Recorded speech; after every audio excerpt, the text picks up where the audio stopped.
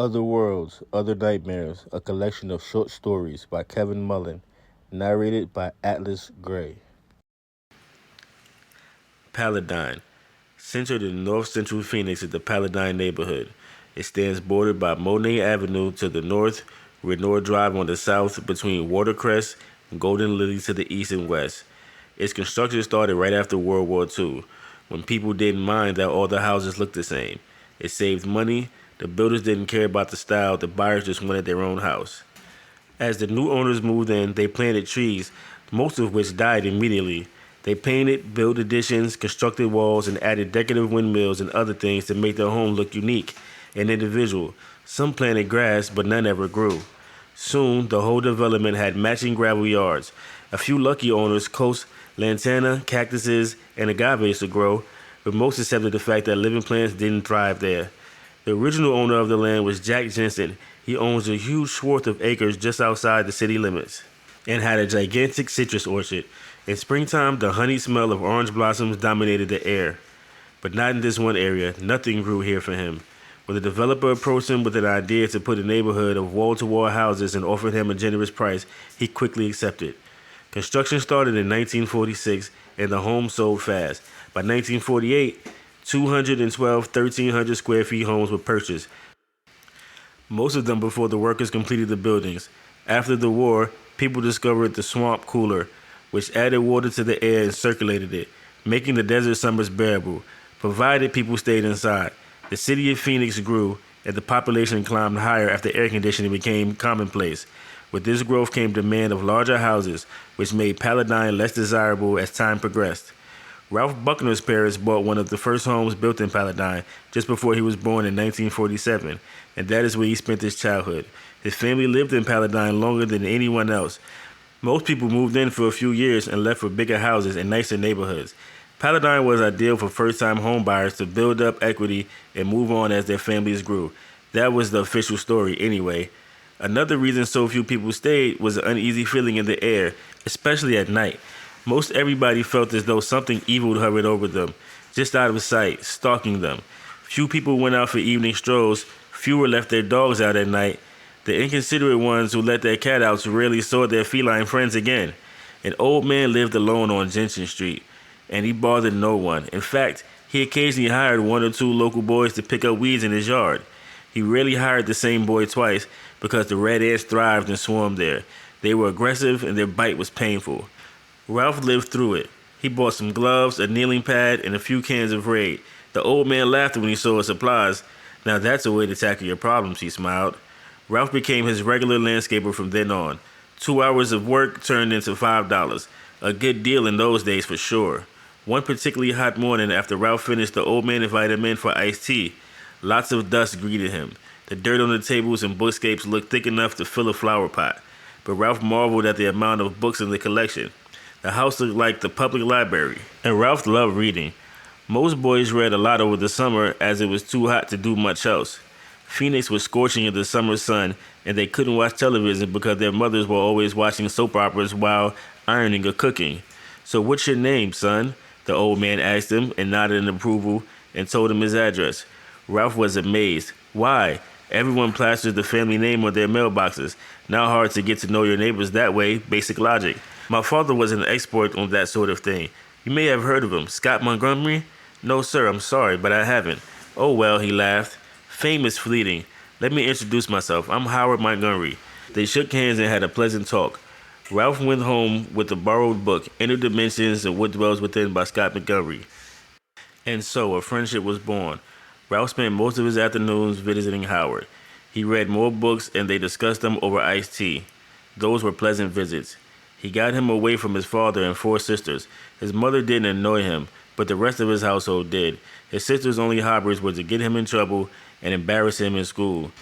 That would bring him to his father's attention, and his father liked to criticize everything he did. But Howard only encouraged him. By the time he graduated high school, Howard tutored him in interdimensional forces and cosmic physics to the point to where he became somewhat of an expert.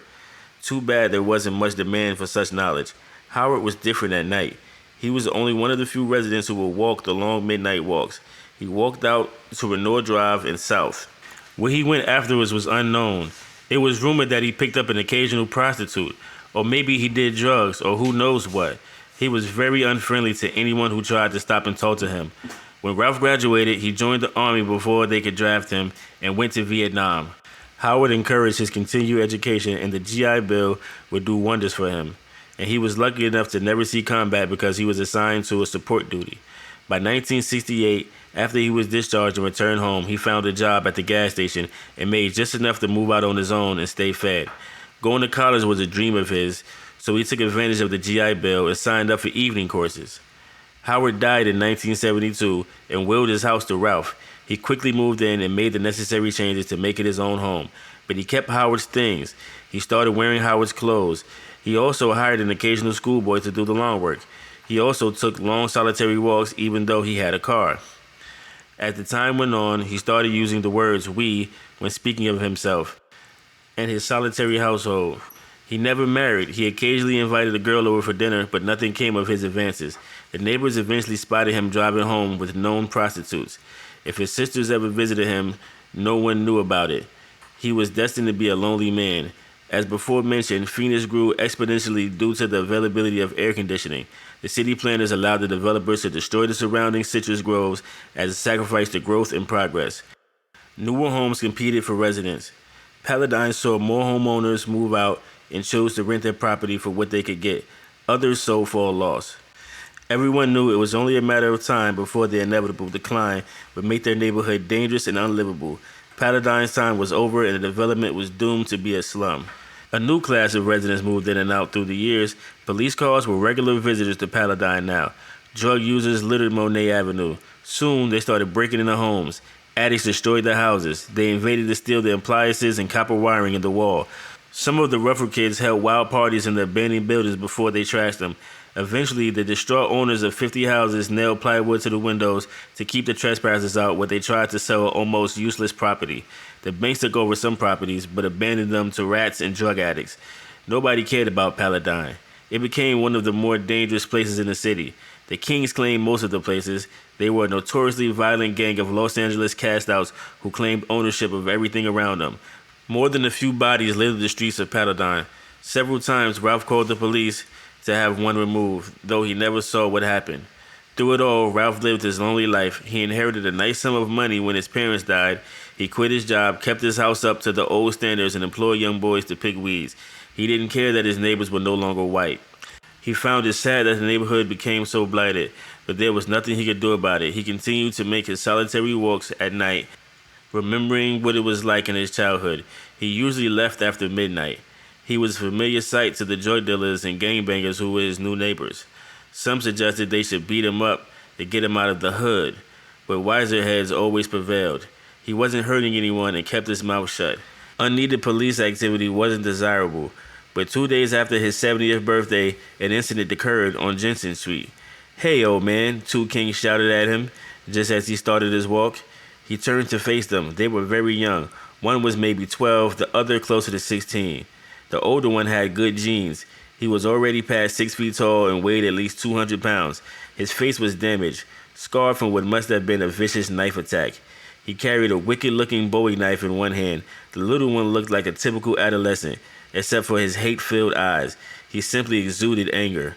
"I don't know if you know it yet, but there's a toll road," the scarred one said. "Yeah," the angry one echoed. "No white guys in this hood. You want to stay, you gotta pay." "Pay?" Ralph asked, suppressing a smile. "I've lived here forever. Never had to pay before." The knife was at his throat. "You do now, old man," the little one said. "Go live with all the other crackers. You stay, you pay. $50 if you stay." The other one grinned. "If you insist," Ralph said deferentially, gently guiding the knife away from his neck. He looked at him again. They both wore gold chains. The older one had a large ring with at least one large diamond set in a black background. "But you see," Ralph went on smoothly, "I don't carry that kind of cash on me. We'll have to go to my house so I can get it for you. It's in a safe." "You know," Scarface sneered. "It'd be more if we have to walk with you." "I can get it and come back." They both scoffed out laugh. "You got it backwards, old man," Scarface jeered at him. "We ain't dumb, you are. Let's go." So they walked back to Ralph's home. They passed by the house he originally grew up in. which was little more than a shell, with plywood pulled loose so the addicts could use it as a shelter. A little further down, they reached Ralph's little palace. At least it looked majestic compared to what surrounded it. The door opened quietly. Ralph maintained his house well. It was a good habit to get into. He remembered his father advising him when he inherited it. He recalled how much he resented his father in high school and how he came to love the man after he returned from the war. An old lamp brightened the room at the click of a switch. The living room had old furniture that dated back to the 40s. The upholstery faded, but Ralph refused to trade it in for the modern junk he knew wouldn't even last a year. "You live here?" the young one said contemptuously. "It looks like a second-rate museum." "To each his own," Ralph replied easily. "I've lived in this house for 45 years and in Paladine my whole life. Never saw a need to change anything. I wouldn't mind changing the neighborhood, though." "Make it all white again?" Scarface said. "Never going to happen." Ralph shrugged. "Let's go get your money." With that, he led them down the hall to his little guest room and opened the door. Reaching in to turn on the light, they gasped when they saw what awaited them. Piles of jewelry, gold and silver coins, necklaces, bracelets, rings, armband, brooches, pins, and gold chains piled up at least 4 feet high. Above the glorious treasure was an open safe, overflowing with the promised paper bills, and thousands of paper dollars sat on top of it. The two thieves looked at each other for a moment and ran through the plunder toward the cash, stopping to pick up some jewels and stuffing them in their pockets. Ralph quietly closed the door while they laughed with joy at their find. These two nameless thugs tried to make their way closer to the safe, which obviously had more than $50 in it, but found their feet were somehow frozen. "What the hell?" Scarface muttered while looking down. The treasure they were standing in had fused together as though it somehow melted. The younger one was already untying his shoe as he tried to free himself from it when a whirlwind of dusty air blew around him. Rising to the ceiling, forming the shape of an ethereal dragon, second by second it materialized into a solid being. It was not a lovable dragon from a movie or cartoon. It had no scales or smooth skin. It was a large serpent with golden feathers and nasty-looking beak instead of fangs. 2 large wings flapped down languidly at its sides, helping it keep its balance as it looked down at the misfortunate thieves. They heard a voice in their head saying, "My servant has done unusually well tonight. He usually finds me decaying husk of humanity to feed on. The diseased, drug addicts, whores, drunks, those who are already dying and tasteless. But what does he offer me tonight? 2 fine specimens of humanity, young hardy bodies not destroyed of their own vices. You two would taste so good, and that makes me happy." "Like hell," Scarface screamed at the worm, and dropped his knife to pull out a .38 semi-automatic. He started firing at the dragon, hitting him with almost every shot. The monster seemed startled at first, then angry. "You come into my house and attack me? Let me show you what a real attack looks like." With a swift strike, the beak clamped onto and ripped off Scarface's arm. The gun fell harmlessly in the treasure while Scarface screamed in fear and agony as he and the youngsterhood watched the snake flip his appendage into the air and swallow it. Both thugs were screaming and crying out for mercy. The young one got out of his shoes and ran to the door to escape, but Ralph locked it from the hall. His only way out was through the winged serpent. He slowly turned around with his tear-stained face to watch the thing pull Scarface out of the bejeweled trap, leaving his knees and feet stuck to the goo that used to be treasure. The now legless Scarface was no longer screaming but sobbing in fear as the monster flipped him into the air and caught him in that loathsome beak. The little one could hear the crunching of bones as the beast crushed and swallowed his friend. He turned back to the door and started pounding on it. "Let me out! Oh, please, mister, open the door!" He kept pounding on it, but the door did not budge and Ralph wasn't answering.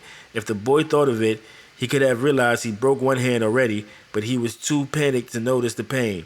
He heard flapping behind him and turned to see that horrid beak swoop down on him. He felt the pain as the beak crushed his chest with the crunching sound. He was vaguely aware that it flipped him up high into the air and caught him. The beak ripped him in half before he slipped away into darkness. The chewing of his flesh was the last thing he heard. After he brushed his teeth and washed up for bed, Ralph opened the door to the guest room. All was as it should be.